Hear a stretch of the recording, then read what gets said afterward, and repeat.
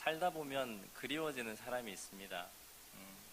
오늘 제가 설교할 사람이 요아스입니다.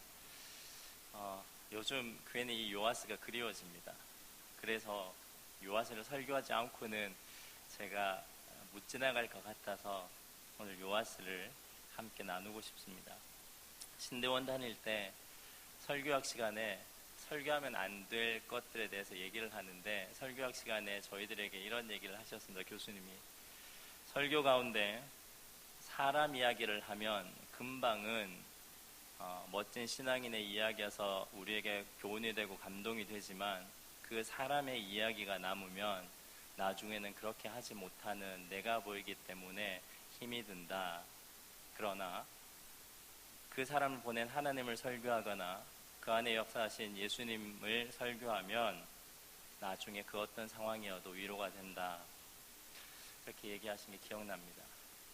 근데 저는 어쩔 수 없이 설교학은 뛰어난, 이 설교학 이론에 따른 뛰어난 설교가는 아닌 것 같습니다. 오늘 사람 얘기를 좀 하려고 합니다.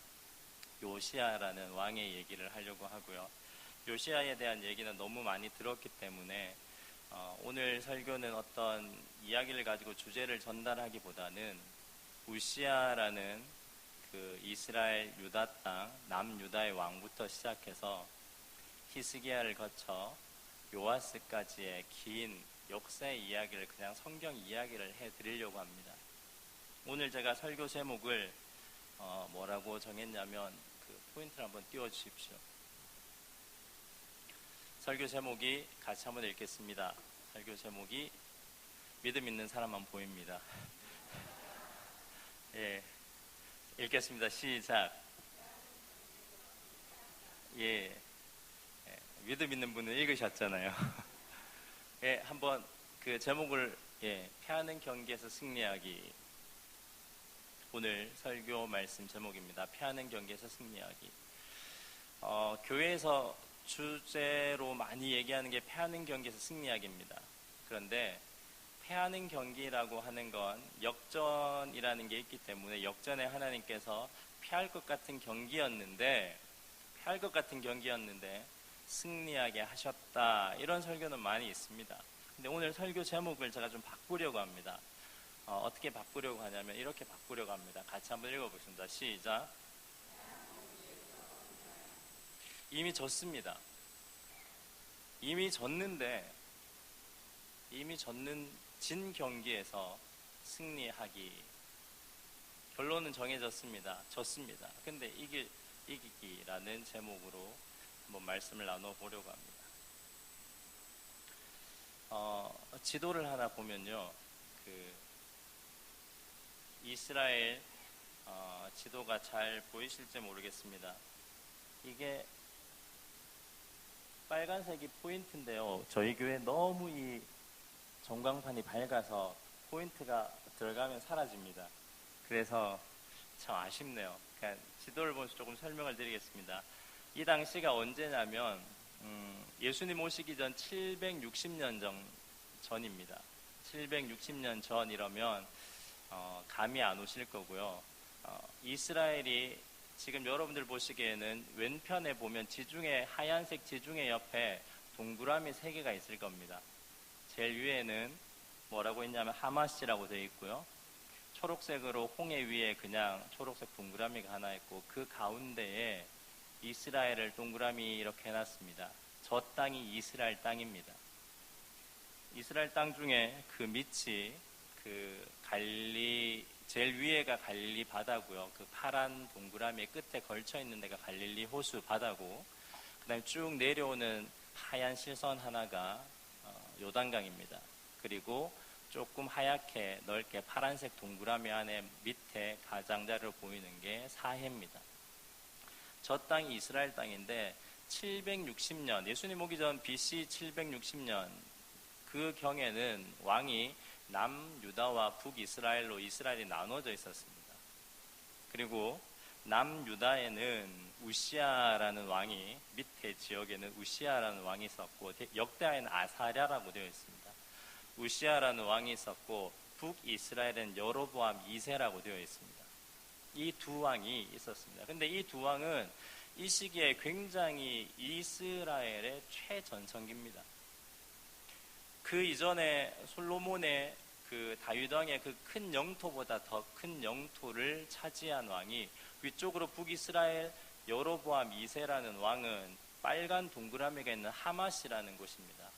두로와 시돈을 지나서 저 위에 가보면 하맛이라는 땅이 있는데 성경에는 하맛 어기까지 회복했다라고 하는데 어기라는 말이 엔트런스라고 해서 출입구입니다. 하맛 들어가는 그 입구까지 영토를 저기까지 확장을 했다는 겁니다. 여로보암 2세 시대는 저기까지 갔고요. 밑에 남유다의 우시야 왕은 정치를 워낙 열심히 잘 해가지고 홍해의 오른쪽, 여러분 보시면 홍해의 오른쪽 끝에 초록색 저 땅이 엘랏 땅입니다. 저기까지 다 이스라엘 남유다가 차지하는, 그래서 평상시 우리가 아는 이스라엘 땅이 저기 파란색인데 위쪽으로는 하맛까지, 그리고 아래쪽으로는 홍해 바로 위까지 이집트와 경계에 있는 것까지 있는 그런 강성한 시기가 이 여로보암 2세 그리고 우시야 왕이었습니다. 이때가 760년인데요.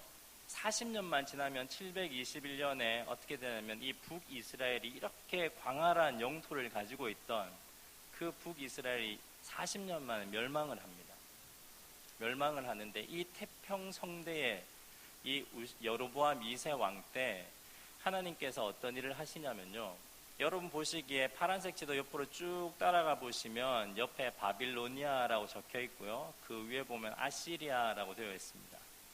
성경에는 그걸 아수르라고 얘기를 하고요. 아수르 옆에 보면 니네베라고 현대 용어로 되어 있는데 니느웨라는 성입니다. 그래서 아수르는 니느웨가 수도였고요. 그래서 이 아모스 선지자 이전에 하나님께서 요나를 통해서 이 니느웨 성까지 선지자를 보냅니다. 그래서 어떤 일이 일어납니까? 굉장히 큰 회개가 일어납니다. 그래서 그 당시 역사적으로도 20년간 전쟁을 멈추는, 아수르가 굉장히 호전적인 민족인데 20년간 전쟁을 멈춥니다. 그런 역사들이 일어납니다. 하나님께서 이스라엘에 그런 사람들을 이렇게 보내니 참 좋구나, 사람들이 회개하는구나 라고 해서 하나님이 이 남유다에 있는 드구아 지방에 있는 아모스라는 선지자를 예루살렘이 있으면 예루살렘 한 10km 밑에, 지도가 너무 작아서 안 보이는데요. 예루살렘이 그 이스라엘 가운데 있습니다. 예루살렘 한 10km 밑 정도 되는 데가 드구아입니다. 드구아는 시골인데 그 뽕나무 치는 선지자 아모스를 불러서 어디를 보내냐면 남유다 사람인데 북이스라엘 사마리아까지 보냅니다. 드구아에서 사마리아까지는 한 70km가 넘어갑니다. 그래서 한참 예루살렘을 지나서 50km 더 가서 사마리아에 이렇게 보냅니다. 요즘으로 말씀을 드리면 남쪽에 있는 유명한 왕연선 목사님을 북한 김정은 지도자 앞에 하나님의 음성으로 메시지로 보내는 겁니다. 그런 일이 여기에 일어난 겁니다. 그래서 이 아모스 선지자가 가게 됩니다. 그래서 아모스 선지자가 70km 넘는 길을 떠나서 그 북이스라엘의 여로보암 왕, 태평성대입니다. 가장 큰 영토를 차지한 그 시기에 이제 전혀 상황에 맞지 않는 멸망을 예언합니다. 그게 아모스 선지서, 우리가 성경에 읽는 겁니다. 그 아모스가 가서 무슨 얘기를 하냐면 처음에 1장 1절에 이렇게 나와 있습니다. 아모스서 1장 1절을 제가 한번 읽어드리겠습니다. 유다 왕 우시야의 시대, 곧 북이스라엘 왕 요아스의 아들 여로보암의 시대, 지진전 2년에 드구아의 목자 중 아모스가 이스라엘에 대하여 이상으로 받은 말씀이라. 올라가는 겁니다. 남유다의 아모스가 북이스라엘로 올라가서 이제 말씀을 전합니다. 태평성대의 그 여로보암 2세 때 무슨 말씀을 하느냐, 3절에 그냥 들으시면 됩니다. 다메섹, 세 번째 지도를 한번 열어주십시오. 세 번째 지도를, 지도가 이렇게 있습니다. 이스라엘을 조금 확대를 하면요, 이스라엘은 북이스라엘이 지금 저렇게 점선으로 위쪽은 북이스라엘이고 밑쪽은 남유다입니다. 저기 있는 나라들을 1장과 2장을 통해서 계속해서 심판의 메시지를 전합니다. 1장 3절에는 제일 위에 있는 다마스쿠스라고 되어 있는데 성경에는 다메섹이라고 나와 있습니다. 아람 왕, 아람 나라의 수도입니다. 다메섹이. 그래서 그 나라가 어떤 일을 했느냐, 철 타작기로 길르앗을 망하게 했다. 정말 잔인하게 철 타작기로 사람을 돌릴 정도로 잔인하게 했다. 그러니 그 나라는 망할 것이다. 이스라엘이 듣기에 너무 좋은 얘기입니다. 주변에 있는 자기를 힘들게 하는 국가가 하나님의 심판을 받는다고 하니까 너무 좋은 겁니다. 아멘이라고 합니다. 그 다음 6절에 또 가사가 나옵니다. 가사는 지금 요즘 가자지구라고 해서 팔레스타인 해방기구가 나옵니다. 가사. 성경에는 가사라고 되어 있죠. 피에로, 팔레스타인 해방기구죠. 그 블레셋 지방입니다. 이스라엘 저 밑에 있는 해변가에 있는 지역입니다. 거기에 죄 때문에 서너 가지의 죄 때문에 하나님께서 불을 내리겠다. 또 사람들이 다 아멘합니다.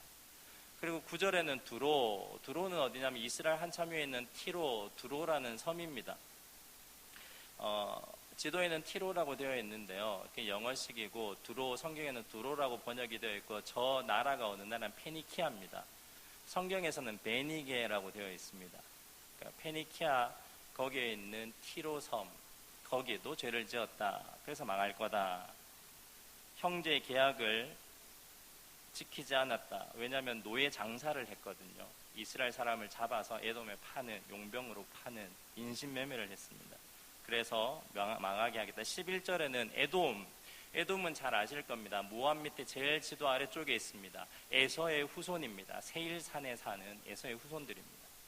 저 밑에 있는 그 에돔 족속들도 동족을 사랑을 하지 않고 형제를 잔인하게 죽였다. 하나님께서 심판하시겠다라고 얘기합니다. 13절에 암몬은 누구냐면 그 유다의 아들입니다. 창세기에 보면 38장에 유다 얘기가 나오는데 그 모압과 암몬이죠. 거기에 대해서도 또 하나님께서 심판을 하십니다. 2장 1절에는 에돔 위에 있는 모압까지 에돔왕을 잔인하게 살인했다고 너희 죄가 크다 해서 이 주변 나라들을 계속해서 다 멸망할 거라고 예언을 합니다. 아모스가 올라가서 이스라엘 사람은 얼마나 좋겠습니까? 우리 주변에 있는 나라들 하나님께서 다 망하게 해주시네. 그래, 내 그럴 줄 알았어. 하나님 안 믿고 저렇게 죄를 지으면 망하게 되는 거야. 기분 좋아서 아멘 아멘 합니다. 거기에 금상첨화로 무슨 얘기까지 하면 2장 4절에 가보면 유다, 바로 자기 동족이지만 자기들과의 관계가 좋지 않은 유다의 죄까지 얘기합니다. 그래서 유다는 이렇게 말합니다. 2장 4절에 율법을 멸시하고 하나님의 율례를 안 지키고 거짓것 즉 우상 숭배하고 그래서 하나님께서 못 참으니 유다에 불을 내리겠다 이렇게 얘기를 합니다. 그렇게 하니 이스라엘은 아멘 아멘 하고 난리 납니다. 와, 정말 선지자, 제대로 된 선지자다. 정말 우리나라를 위해서 이렇게 좋은 말씀 전해주는구나 하고 났는데 그 다음 2장 6절부터 시작해서 마지막 9장까지 바로 북이스라엘 죄를 위해서 통탄하는 겁니다. 앞에 이건 그냥 서막에 불과한 이야기였고 주변 나라들의 서너 가지 죄로 유다까지의 죄로 멸망한 건 하나님의 약속이지만 너희들 정신 차리지 않으면 너희들은 더 크게 멸망할 것이다 라고 2장 6절부터 시작해서 9장 끝까지 다 얘기합니다. 태평성대 여로보암 2세 때 가장 큰 영토를 차지한 그 나라에 가서 당신들 하나님 뜻대로 안 살면 멸망한다라고 하면 어떻게 했습니까? 그리고 그 왕족들에게 뭐라고 얘기하냐면 가난한 자를 압제하고 그 술로 잔치를 하고 부당한 세를 징치하고 부익부 빈익빈이 되는 그 세대를 통렬하게 비판하면서 당신들 그렇게 살면 안 됩니다라고 거의 9장까지 멸망을 선포합니다. 처음에는 듣든 좋다고 하든 아멘하던 이스라엘 사람들이 이제 다 배쳐가기 시작합니다. 그래서 아모스는 그 북이스라엘에서 남유다로 내려옵니다. 그게 760년 정도였습니다. 그런데 놀라운 건 이런 아모스의 예언이 바로 이루어지는 게 아니라 40년을 통해서 그 주변 나라뿐만 아니라 유다, 이스라엘까지 하나님의 예언이 이루어지는 모습을 사람들이 보게 됩니다. 남유다 얘기를 조금 드리면요, 오늘은 그냥 성경 얘기를 해드리는 겁니다. 남유다는 그 여로보암 왕이 그렇게 있을 때 우시아라는 왕이 굉장히 선정을 베풀었습니다. 하나님 말씀대로 살려고 노력하고 안으로는 백성들이 농업을 하면 잘 살 수 있겠구나 해서 농업을 장려했습니다. 그리고 밖으로는 군사력을 키웁니다. 이 당시 함께했던 선지자가 스가랴 선지자입니다. 근데 그 스가랴가 학계 스가랴 말라기에 나오는 스가랴 선지자가 아니라 그냥 동명이인일 뿐입니다. 스가랴 선지자가 잘 도와줘서 이 우시아 왕이 잘 정치를 하다가 마지막에 어떻게 되냐면 스가랴가 죽고 난 다음에 교만해진 이 우시아가, 영토도 넓어지고 교만해진 우시아가 자기가 제사장으로서 왕으로서 드릴 수 없는 성전에 예배를 집례합니다. 그러니 하나님께서 문둥병에 걸리게 하고 그 문둥병 때문에 궁 밖으로 내쳐집니다. 그래서 죽을 때까지 궁 밖에서 살고 죽어서도 왕실의 묘에 잠들지 못하고 그 밖에 문둥이의 묘실에 잠들게 됩니다. 그 아들이 요담입니다. 요담도 아버지가 마지막에 그렇게 실정하긴 했지만 그래도 하나님을 잘 섬기려고 그렇게 율법을 잘 지켜 살아가려고 노력을 합니다. 물론 산당이나 이런 것들은 깨끗하게 제하지 못했지만 그래도 하나님을 잘 믿으려고 해서 16년간 큰일이 없이 지나갑니다. 그래서 그 아들 아하스까지 다 이렇게 모반 한 번 없이 우시아, 요담, 아하스 이렇게 왕이 내려옵니다. 근데 북이스라엘은 어떤 일이 일어났냐면 이 20년간 5명의 왕이 바뀌는데 3번이나 모반이 일어납니다. 다 칼로 찔러 죽이고 모반하는 일이 3번, 그래서 왕이 4번이나 바뀌어서 5명의 왕이 들어갑니다. 거기에서 나온 왕이 이 아하스 왕 때 베가입니다. 베가 왕이 이 북이스라엘을 다스리고 있었는데 그 당시 그 첫 번째 지도를 한번 올려주십시오. 첫 번째 지도에 가운데 그 이스라엘이 파란 동그라미인데요. 그 위에 있는 시리아라고 적혀져 있습니다. 그 위에가 시리아인데 수리아입니다. 아람 나라 다메섹 그 나라가 있는 나라입니다. 그래서 이 수리아 지방, 시리아라고 되는데 수리아 지방에 아람 나라가 있는 대표적인 도시는 다메섹인데 그 나라에 있는 나라와 이 북이스라엘 베가 왕 그리고 수리아의 왕 르신이 어떤 생각을 하냐면 여러분 보세요. 오른쪽에 있는 그 당시는 아수르가 가장 강성한 왕이었는데 이 자들이 우리를 침범하면 우리가 못 살 것 같다라고 해서 두 사람이 동맹을 맺게 됩니다. 그래서 북이스라엘의 베가 왕과 이 아람 나라의 르신이 조약을 맺고 같이 연합을 합니다. 이게 유명한 시리아 연합입니다. 여기에서 그치는 게 아니라 이 두 왕이 밑에 있는 남유다의 아하스 왕에게 사신을 보냅니다. 너희도 이 아수르를 반대하는 이 연맹에 가입해라 라고 하는데 이 아하스는 선지자들의 요청에 따라 그렇게 가담하지 않습니다. 가담하지 않고 그러니 안 되겠다. 그러면 우리가 어쩔 수 없다라고 이 르신과 베가가 쳐들어옵니다. 남유다로 동족이 전쟁을 합니다. 근데 하나님 은혜로 이 아하스가 이깁니다. 남유다의 왕이 이깁니다. 이기고 그 전쟁이 유명한 그 시리아 에브라임 전쟁입니다. 735년에 일어난 전쟁인데 그 전쟁이 일어나서 거의 예루살렘이 많이 힘들게 됩니다. 승리하는 전쟁을 했지만 그 옆에 있는 에돔과 블레셋이 전쟁 후에 계속해서 침입을 하게 됩니다. 동족으로는 이겨서 반아수르 연맹에는 가입하지 않아서 자기 나라는 근근히 지켰지만 이 전쟁으로 북이스라엘도 힘이 많이 약해지고 남유다도 약해집니다. 그 상태에서 에돔과 블레셋이 계속 공격을 하니까 내쳐내는데 힘이 없어서 이 아하스가 어떻게 하냐면 아수르에 사신을 보냅니다. 그래서 이 사신에게 도움을 요청합니다. 우리나라 좀 도와주십시오. 그래서 이 아수르의 그 유명한 왕이죠. 디글랏빌레셀이 옵니다.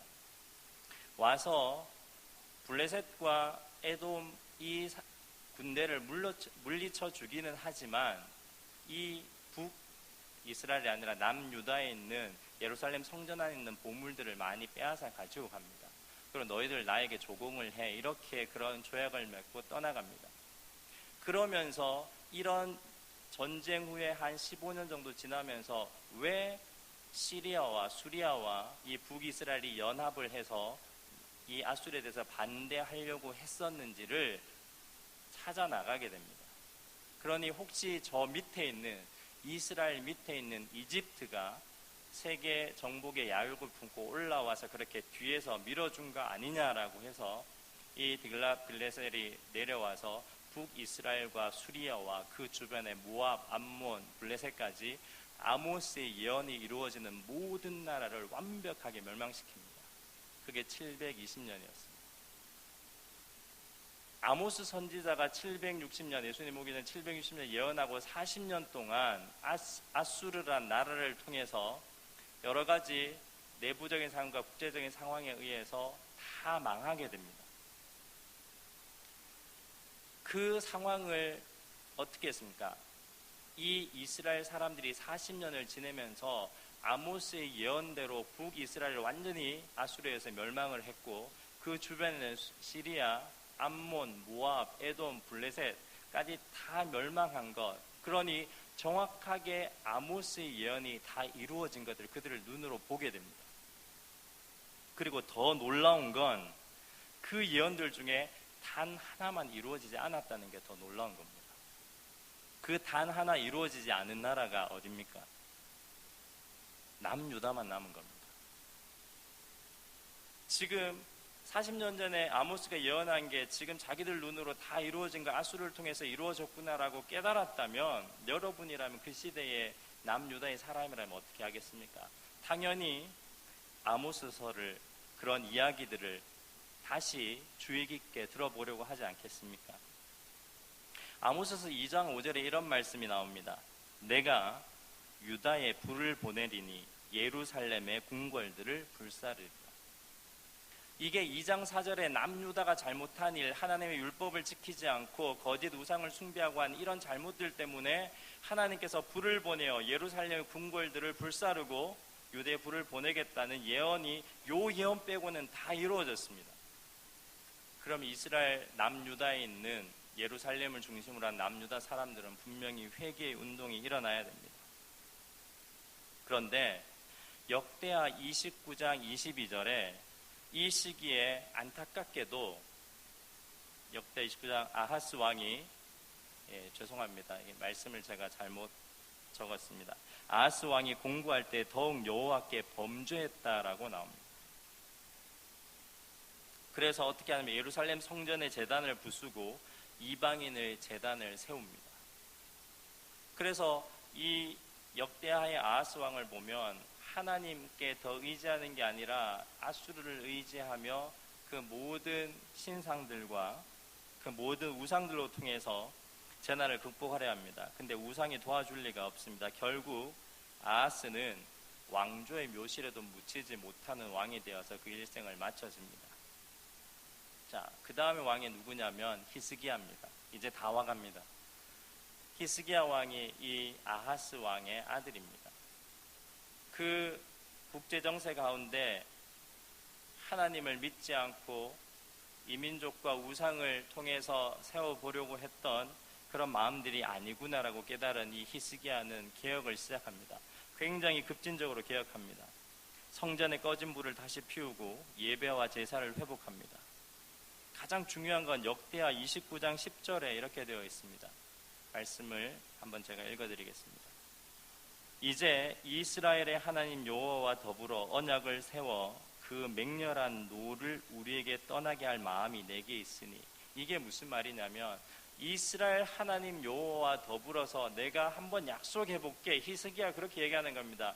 하나님께서 그 맹렬한 노를 우리에게서 떠나게 할 마음, 그렇게 해서 내가 개혁해서 하나님 앞에 열심히 살아서 말씀대로 살아서 율법대로 살면 하나님께서 다시 약속해 주지 않을까, 그런 마음을 가지고 우리에게서 하나님의 그 맹렬한 심판의 노하심이 떠나게 할 마음이 하나님께 생기지 않을까, 그 열정이 내 안에 있으니 내가 이 개혁을 시작해 보겠노라고 해서 히스기야가 개혁을 시작합니다.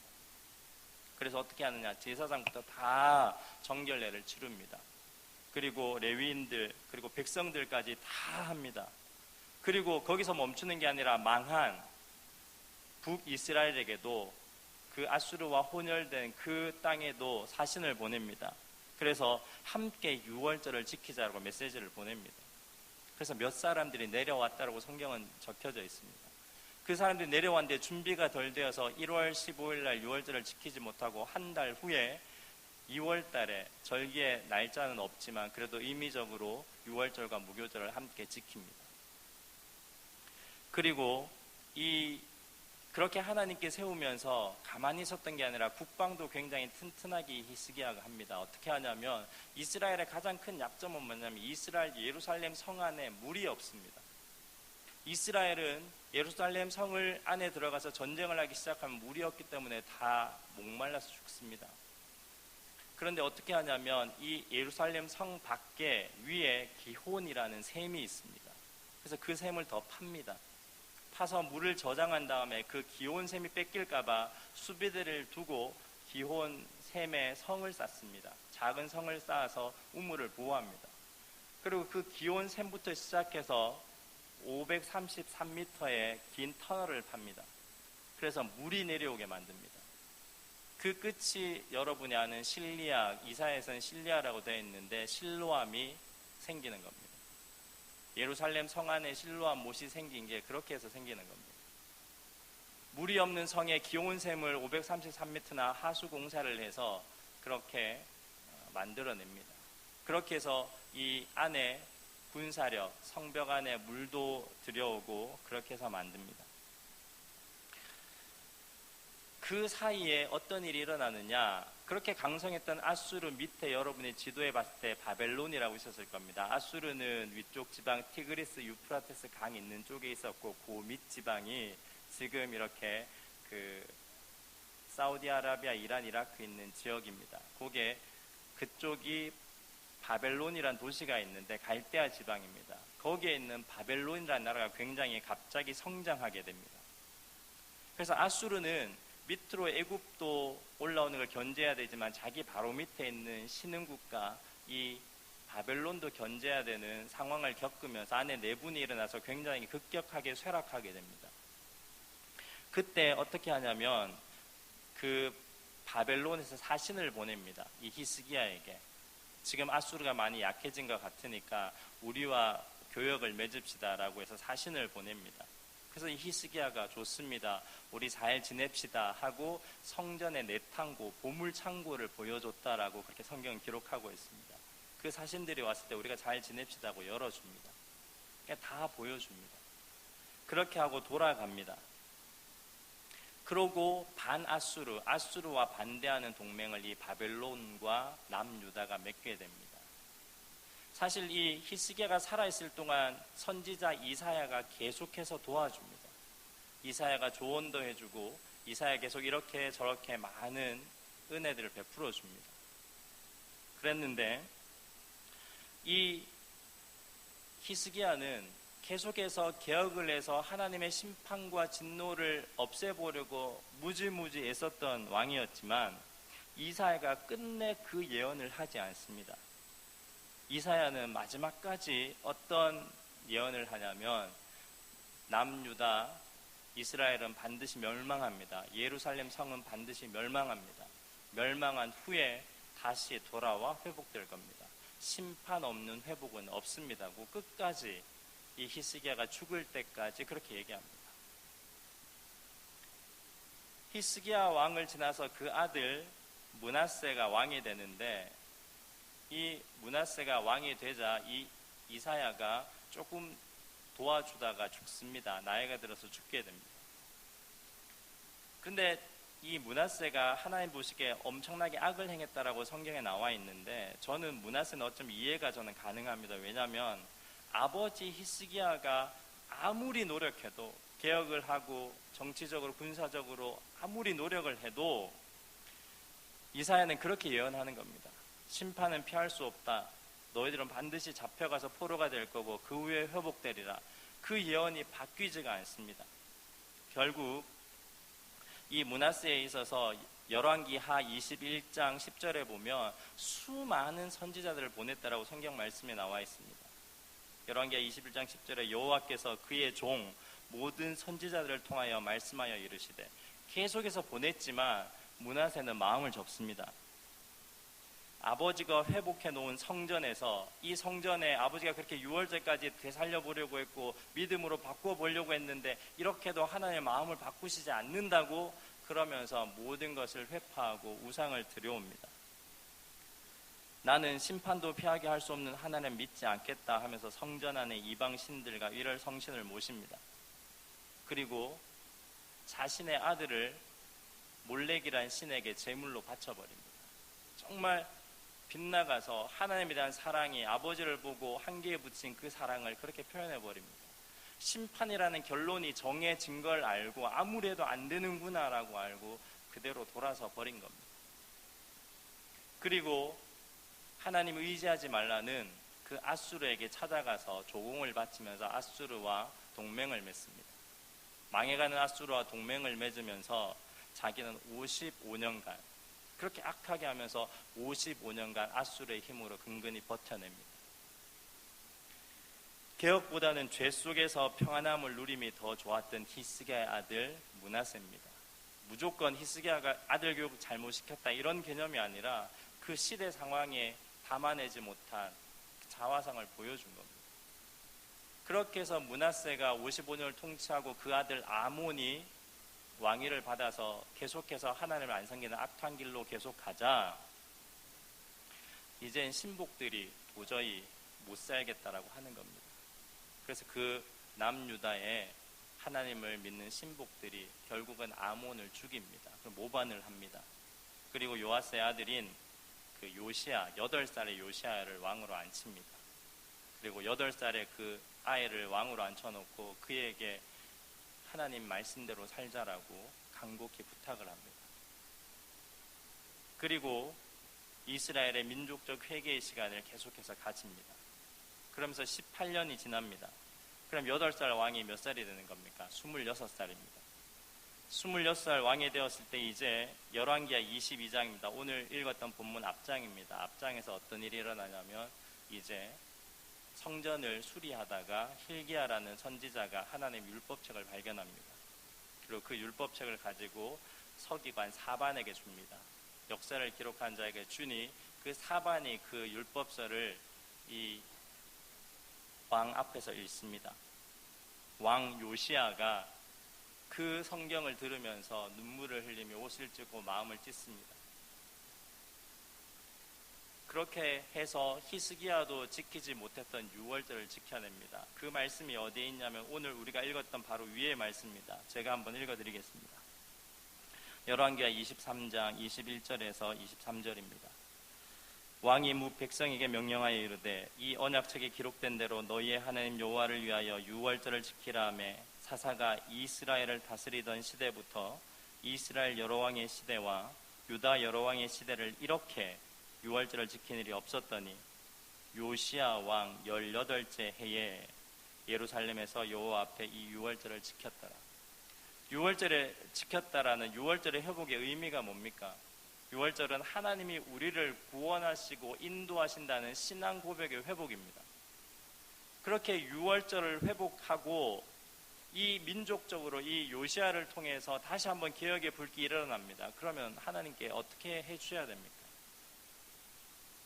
그렇게 사랑이 많다면 하나님께서 어떻게 해주셔야 됩니까? 이렇게 두 번의 우여곡절을 겪으면서까지 믿음과 신앙을 지키고 하나님의 그 말씀을 지키려고 했던 이 요시야를 봐서라도, 이 회개의 민족을 봐서라도 어떻게 해야 됩니까? 심판을 제해 주시든지 돌이켜 주셔야 되지 않습니까? 신앙생활이 어려운 이유가 여기에 있습니다. 신앙생활에 우리가 착각하는 게 뭐냐면 눈물의 회개하면 성공 또는 하나님께서 도와주신다라고 너무 빨리 연결시킵니다. 오늘 본문 26절과 27절을 한번 같이 읽겠습니다. 26절과 27절입니다. 시작.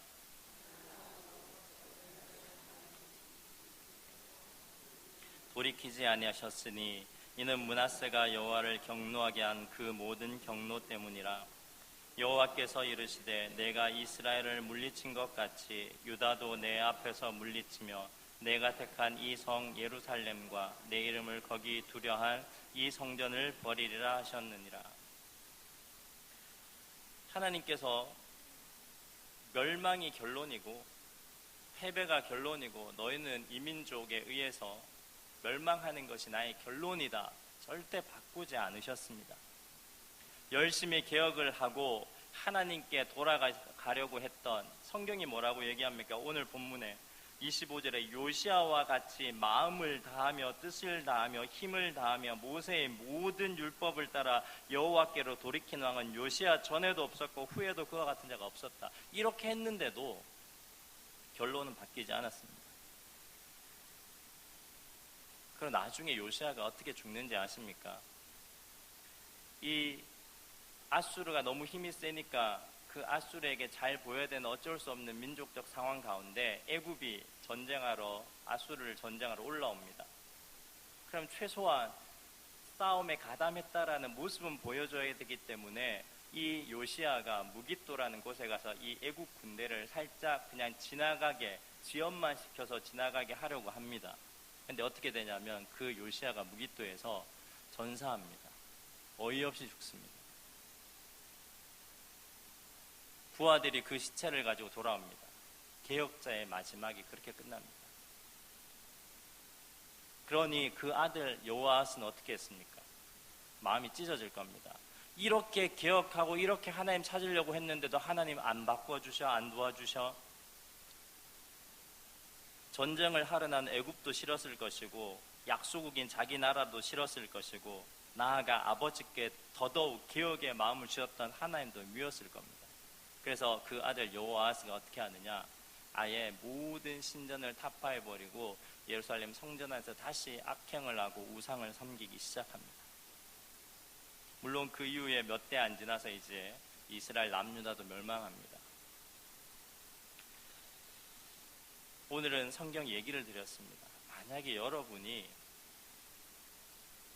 요시아라면 어떻게 했겠습니까? 라는 질문을 오늘 여러분에게 드리고 싶어서 이렇게 긴 얘기를 했습니다.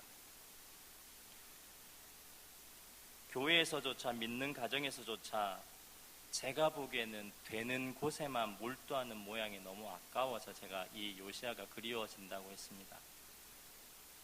되는 곳이 어떤 곳이냐? 첫 번째, 되는 곳에는 전체의 이득이 남는 곳이 우리 지금 세대는 되는 곳이라고 얘기합니다.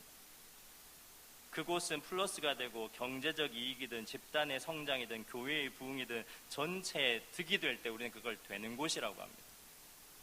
또 되는 곳은 어디냐? 아직 끝나지 않은 곳입니다. 끝이 나면 변화의 방법이 없기 때문에 결론이 난 곳은 안 됩니다. 아직 변화의 여지가 남아있는 곳이 되는 곳입니다. 교회나 가정, 우리의 삶을 돌아볼 때 교회조차도 되는 곳에만 열심히 달려가고 있다라는 겁니다. 그렇다면 이제 우리 교회와 가정에 질문을 던집니다. 플러스가 되지 않는 곳, 현상 유지하기 힘든 곳 한번 찾아봤으면 좋겠습니다.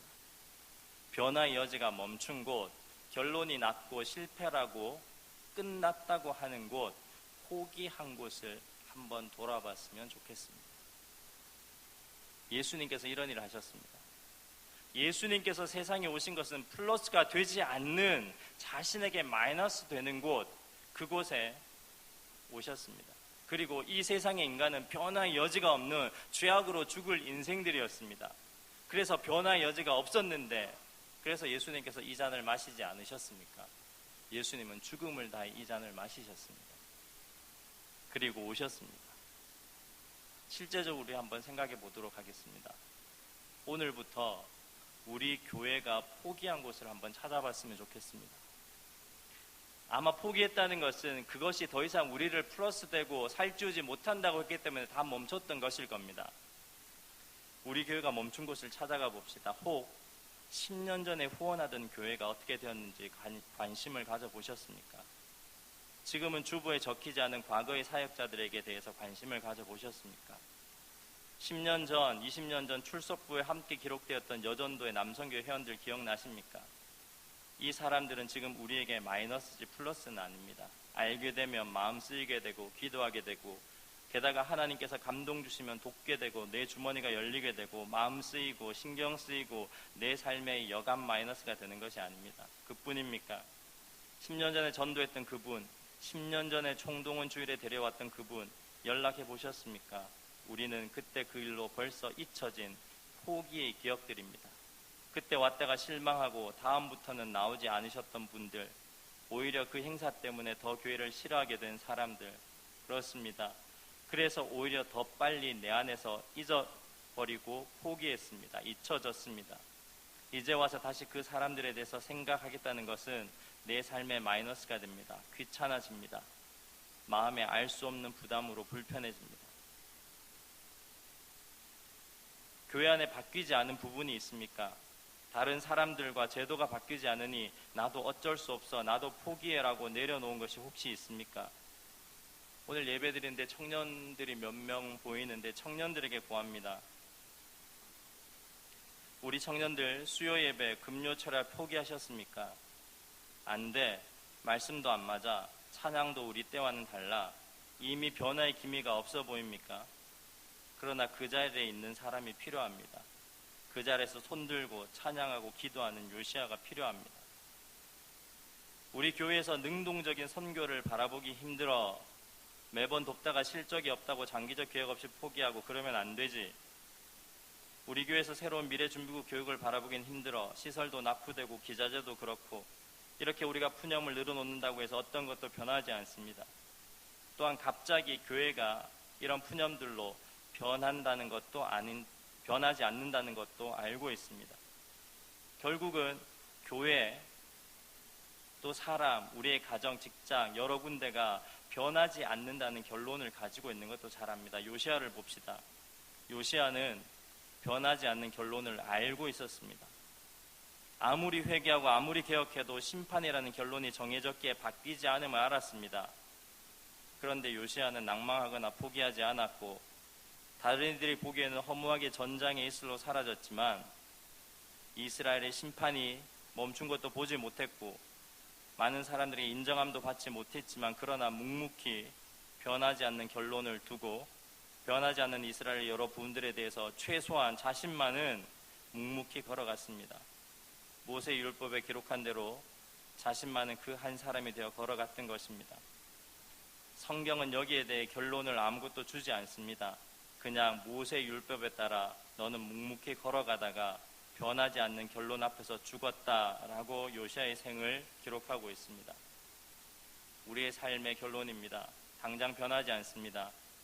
그렇지만 내게 플러스가 되고 변화할 것 같은 일에만 달려나가는 교회에서, 가정의 삶에서 한번 멈춰 봤으면 좋겠습니다. 되는 곳만 추구하는 나의 가정의 모습을 한번 돌아보았으면 좋겠습니다. 그리고 하면 마이너스가 되는 곳, 내가 힘들어지는 곳, 변화의 여지가 없어서 밑빠진 독에 물붓기처럼 실패의 결론이 뻔히 보이는 곳, 우리가 거할 그곳이 바로 실패의 자리가 되었으면 좋겠습니다. 그리고 우리가 거할 천국은 바로 그곳이 되었으면 좋겠습니다. 그래서 하나님 나라가 바로 그 포기한 그 모든 것들에 이루어지는, 그래서 우리가 천국에서 서로의 얼굴을 볼 수 있는 그런 삶을 살아가게 되길 주님의 이름으로 축복합니다.